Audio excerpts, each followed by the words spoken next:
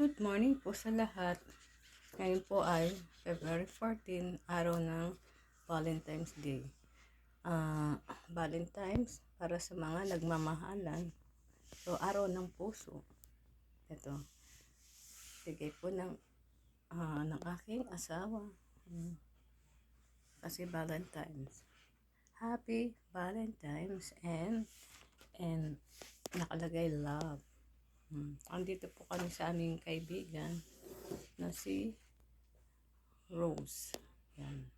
Ito po ay kanilang kwarto. Yan. Oh. Ang ganda naman. Ang ganda po ng ang laki po ng logo eh. Love. Nakalagay. Hindi ko alam kung love nakalagay. Love. Ayan. Ayan. At ito naman isa ay Valentine.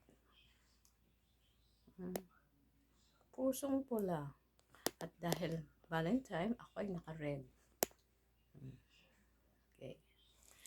Okay, salamat po.